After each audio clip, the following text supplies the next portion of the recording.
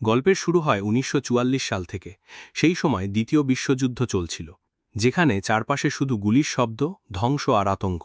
এখানে আমরা প্যাসিফিক মহাসাগরে অ্যালিসন নামে একজন আমেরিকান মেরিন ক্যাপ্টেন দেখতে পাই। ওর গ্রুপের ওপর জাপানি সৈন্যরা হামলা করেছিল, আর কোনোভাবে অ্যালিসন সেখান থেকে পালিয়ে একটা রাবারের নৌকায় উঠে পড়ে।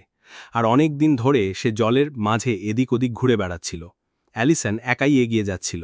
তখন হঠাৎ তার চোখ পড়ে একটা দ্বীপের দিকে। এই দেখে সে তাড়াতাড়ি রাফট চালিয়ে দ্বীপটার দিকে যায়। কুলে পৌঁছে সে রাফটটা সাইডে রেখে সাহায্যের খোঁজে চারদিকে তাকাতে থাকে, কিন্তু তার আশেপাশে শুধু গাছপালা আর পাথর ছাড়া কিছুই দেখতে পায় না। এই সময় তার চোখে পড়ে একটা চার্চ। সে যখন চার্চটার কাছে যায় তখন ভিতর থেকে বেরিয়ে আসে একজন নান। তার নাম অ্যাঞ্জেলা। অ্যাঞ্জেলা অ্যালিসনকে দেখে ভয় পেয়ে যায়। তখন অ্যালিসন বলে, ভয় পেও না, আমি একজন আমেরিকান, তোমার কোনো ক্ষতি করব না। সে অ্যাঞ্জেলাকে জিজ্ঞাসা করে, এইখানে কতজন থাকে? অ্যাঞ্জেলা বলে, আমি একাই থাকি এখানে। এই কথা শুনে অ্যালিসন প্রথমে বিশ্বাস করতে পারে না। অ্যাঞ্জেলা তাকে নিজের আশ্রয়ে নিয়ে যায় আর খাবার দেয়। অ্যালিসন তখন জিজ্ঞাসা করে, তুমি একা একা এখানে কেন থাকো? অ্যাঞ্জেলা বলে, আমি একজন ফাদারের সাথে এই দ্বীপে এসেছিলাম। আমাদের কাজ ছিল কিছু বয়স্ক ফাদারকে জাপানি সৈন্যদের হাত থেকে বাঁচিয়ে নিয়ে যাওয়া। কিন্তু যখন আমরা এখানে আসি তখন দেখি জাপানিরা এর মধ্যেই দ্বীপে এসে গেছে। তারা ওই ফাদারদের ধরে নিয়ে গেছে। পরিস্থিতি দেখে আমরা ঠিক করেছিলাম যে কিছুদিন এখানেই লুকিয়ে থাকব। কিন্তু কয়েকদিন পর যেই ফাদারের সাথে আমি এসেছিলাম, ওনার শরীর খারাপ হয়ে যায় আর উনি মারা যান। সেই থেকে আমি এখানে একা থাকি। আমার নিজের লোকেরা ভেবেছিল জাপানিরা আমাকেও ধরে নিয়ে গেছে, তাই কেউ আমাকে উদ্ধার করতে আসেনি। এরপর অ্যালিসন ওকে নিজের গল্প বলে। সে বলে, আমি একজন মেরিন। আমাদের গ্রুপের ওপর জাপানিরা হামলা করেছিল। আমি কোনোভাবে নিজের প্রাণ বাঁচিয়ে পালিয়ে এইখানে পৌঁছেছি। তারপর অ্যালিসন একটু বিশ্রাম নেয়। সে যখন উঠে বসে তখন দেখে অ্যাঞ্জেলা একটা মোমবাতি জ্বালিয়ে ঈশ্বরের কাছে প্রার্থনা করছে আর দিশা চাইছে। তারপর দুজনেই বাইরে খাবারের খোঁজে বেরোয়। অ্যালিসন গাছে উঠে নারকেল আর ফল পেড়ে অ্যাঞ্জেলাকে নিচে দেয়। কিন্তু অ্যালিসনের প্রোটিন দরকার, তাই তার অন্য কিছু দরকার ছিল খাওয়ার জন্য। এই সময় সে জলে একটা কচ্ছপ দেখতে পায়। এই দেখে সে দড়ি আর কাছ নিয়ে আবার রাফটে ওঠে। অ্যাঞ্জেলাও তার সাথে ওঠে আর দুজনে কচ্ছপটার দিকে এগোয়। কিন্তু অ্যালিসনের পক্ষে কচ্ছপ ধরা সহজ ছিল না। সেটা ধরতে গিয়ে সে জলে পড়ে যায়। তবে অ্যাঞ্জেলা ওকে সাহায্য করে আর শেষমেশ ওরা কচ্ছপটা ধরতে পারে। তারপর আবার রাফটে উঠে আসে। এই ঘটনার পর তারা দ্বীপে ফিরে আসে। অ্যালিসন কচ্ছপটা রান্না করে খায়। সে অ্যাঞ্জেলাকে বলে, এই দ্বীপে আমাদের সব কিছু আছে। কেউ যদি আমাদের উদ্ধার করতেও না আসে, তাও আমরা বেঁচে থাকতে পারবো। অ্যাঞ্জেলা তখন জিজ্ঞাসা করে, তোমার বাড়িতে কে কে আছে? অ্যালিসন বলে, আমি অনাথ। আমি 14 বছর পর্যন্ত অনাথ আশ্রমে ছিলাম। পড়াশোনা শেষ করার পর আমি আর্মিতে জয়েন করার সিদ্ধান্ত নিই, কারণ আমি আমার দেশের জন্য কিছু করতে চেয়েছিলাম। অ্যাঞ্জেলাও তাকে বলে, আমিও অনাথ। আমি ঈশ্বরে খুব বিশ্বাস করি, তাই আমি নান হওয়ার সিদ্ধান্ত নিয়েছি। এটা আমাকে অনেক শান্তি দেয়, আর আমি চাই মানুষকে সঠিক পথে চলতে শেখাতে। অ্যালিসন আর অ্যাঞ্জেলা একে অপরের থেকে অনেকটাই আলাদা ছিল। অ্যাঞ্জেলা ছিল খুব শান্ত স্বভাবের। সে নিয়মিত প্রার্থনা করত আর ঈশ্বরে অগাধ বিশ্বাস ছিল তার। আর অ্যালিসন ঈশ্বরে তেমন বিশ্বাস করে না। ওর স্বভাবে একটু রাগী আর কঠিন ধরনের। পরের দিন অ্যালিসন আর অ্যাঞ্জেলা আকাশে জাপানি যুদ্ধবিমান উড়তে দেখে। এটা দেখে অ্যালিসন তাড়াতাড়ি অ্যাঞ্জেলাকে নিয়ে লুকিয়ে পড়ে, কারণ ওদের যদি দেখে ফেলে তাহলে দুজনেরই প্রাণ যেতে পারে। অ্যালিসন বলে, আমাদের কয়েকদিন লুকিয়ে থাকতে হবে। আমি একটা গুহা দেখেছি, সেখানে থাকাটা ভালো হবে। অ্যাঞ্জেলারও মনে হয় এটা ভালো হবে, তাই সে অ্যালিসনের সঙ্গে গুহায় চলে যায়। তারা সারাদিন এই গুহাতে থাকে। পরের সকালে তারা জোরে বোমার আওয়াজ শোনে। অ্যালিসন গুহা থেকে বাইরে উঁকি মেরে দেখে যে জাপানি বিমান দ্বীপে ভয়ঙ্কর বোমা ফেলছে। এটা দেখে অ্যাঞ্জেলা খুব ভয় পেয়ে যায় আর প্রার্থনা করতে শুরু করে। অ্যালিসন তাকে সাহস দেয় আর শান্ত করে। কিছু সময় পরে যখন যুদ্ধ বিমানগুলো চলে যায়, তখন তারা গুহা থেকে বেরিয়ে আসে। তারা দেখে চারপাশে শুধু ধ্বংস। তাদের থাকার জায়গার চার্চ পুরোপুরি ধ্বংস হয়ে গেছে। ঠিক তখনই জাপানি সৈন্যদের একটা দল আবহাওয়া বিষয়ক ঘাঁটি তৈরি করতে দ্বীপে আসে। ওরা অ্যালিসন যেই রাফট দিয়ে এসেছিল সেটাও ধ্বংস করে দেয়। এদের দেখে আবার অ্যালিসন আর অ্যাঞ্জেলা গুহায় পালিয়ে যেতে বাধ্য হয়। সৈন্যরা তাদের আশেপাশে ঘুরছিল। এটা দেখে অ্যালিসন সতর্ক হয়ে যায় আর অ্যাঞ্জেলাকে একপাশে থাকতে বলে, নিজে হাতে ছুরি নিয়ে দাঁড়িয়ে থাকে। তবে সৈন্যরা গুহার ভিতর ঢোকে না। ওরা কিছুক্ষণ পর চলে যায়। এইখানে অ্যাঞ্জেলা অ্যালিসনকে বলে, আমি নিজেকেই জাপানিদের হাতে তুলে দিই। আমি আশা করি তারা একজন নানের সঙ্গে কিছু করবে না। এতে তোমার পালানোর একটা সুযোগ থাকবে। সে আরও বলে, আমাদের কাছে আর খাবারও নেই। কিন্তু অ্যালিসন রাজি হয় না। সে বলে, আমরা এই ঝুঁকি নিতে পারি না। ওরা তোমার সঙ্গে যে কোনো কিছু করতে পারে। আমাদের এখানেই লুকিয়ে থাকতে হবে। সন্ধ্যায় অ্যালিসন গুহা থেকে বেরোয়, দেখে জাপানি সৈন্যরা অনেক ক্যাম্পও বানিয়েছে। তাদের এড়িয়ে সে অন্য পাশে গিয়ে মাছ ধরতে থাকে, কিন্তু কিছু জাপানি সৈন্য তাকে দেখে ফেলে। তখন অ্যালিসন মরে যাওয়ার ভান করে পড়ে থাকে। এটা দেখে সৈন্যরা সন্দেহ করে না আর সেখান থেকে চলে যায়। এরপর অ্যালিসন মাছ ধরে গুহায় ফিরে আসে আর অ্যাঞ্জেলার সঙ্গে সেই মাছ খেতে শুরু করে। কিন্তু অ্যাঞ্জেলা নান হওয়ার পর থেকে মাছ খাওয়া ছেড়ে দিয়েছিল, কিন্তু এখন তাদের কাছে আর কিছু নেই, তাই বাধ্য হয়ে মাছ খেতে হয়। কিন্তু কাঁচা মাছ তার হজম হয় না, সে বমি করে দেয়।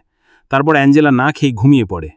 কিছুক্ষণ পর যখন অ্যাঞ্জেলা ঘুমাচ্ছিল, তখন অ্যালিসন চুপচাপ গুহা থেকে বেরিয়ে আসে আর জাপানি সৈন্যদের গতিবিধি দেখতে থাকে। সে নিজের মুখে কালি মাখে যাতে কেউ চিনতে না পারে।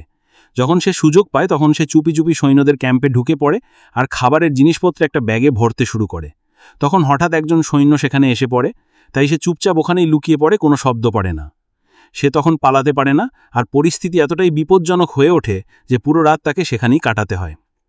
পরের দিন সকালে যখন সব জাপানি সৈন্যরা ক্যাম্পে বাইরে ট্রেনিংয়ে ব্যস্ত ছিল, তখন অ্যালিসন আস্তে আস্তে ব্যাগ নিয়ে বেরিয়ে আসে আর একটা জায়গায় গিয়ে লুকিয়ে থাকে। ওদিকে অ্যাঞ্জেলা যখন ঘুম থেকে ওঠে, গুহায় অ্যালিসনকে দেখতে না পেয়ে ভয় পেয়ে যায়। তার মনে হয় হয়তো অ্যালিসন মারা গেছে, তাই সে কান্নায় ভেঙে পড়ে। এই সময় অ্যালিসন জাপানি সৈন্যদের চোখ এড়িয়ে গুহায় ফিরে আসে। তাকে নিরাপদে ফিরে আসতে দেখে অ্যাঞ্জেলা খুব খুশি হয়। অ্যালিসন তাকে বলে, আমি খাবারের জন্য ক্যাম্পে গিয়েছিলাম। কিন্তু অ্যাঞ্জেলা রেগে যায়। সে বলে, তুমি আমাকে না বলেই চলে গিয়েছিলে, যার ফলে আমি খুব ভয় পেয়ে গিয়েছিলাম। তখন অ্যালিসন বলে, পরের বার থেকে আমি এমন করব না। পরের দিন অ্যালিসন অ্যাঞ্জেলাকে একটা ফুল আর একটা চিরুনি উপহার দেয়। এগুলো দেখে অ্যাঞ্জেলা খুশি হয়ে যায়। অ্যালিসন তাকে জিজ্ঞাসা করে, তুমি কি কখনো তোমার নান লাইফ ছেড়ে একটা সাধারণ মানুষের মতো বাঁচতে চাও না? এই প্রশ্নে অ্যাঞ্জেলা জানায়, আমি এখন আমার প্রতিজ্ঞা শেষ করিনি। নান হওয়ার জন্য মোট 5 বছর সময় দেওয়া হয়, যাতে কেউ নিজের সিদ্ধান্ত ভেবে নিতে পারে। আমি এখনও পুরোপুরি নিশ্চিত নই। আসলে অ্যালিসনের মনে অ্যাঞ্জেলার জন্য একটা দুর্বলতা তৈরি হয়েছে। সে চায় না অ্যাঞ্জেলা পুরোপুরি নান হয়ে যাক। ঠিক তখনই তারা বাইরে কিছু আওয়াজ শুনতে পায়। বাইরে তাকিয়ে দেখে জাপানি সৈন্যরা দ্বীপ ছেড়ে চলে যাচ্ছে। এটা দেখে ওরা দুজনেই খুব খুশি হয়।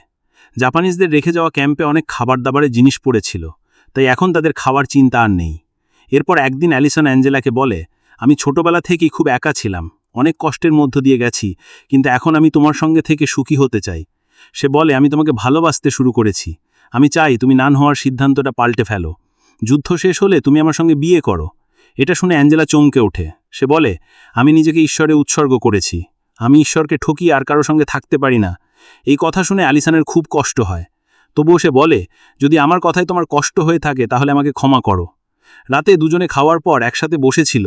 তখন অ্যালিসন জাপানিজদের রেখে যাওয়া মদের বোতল খুঁজে পায় আর অনেকটা খেয়ে ফেলে।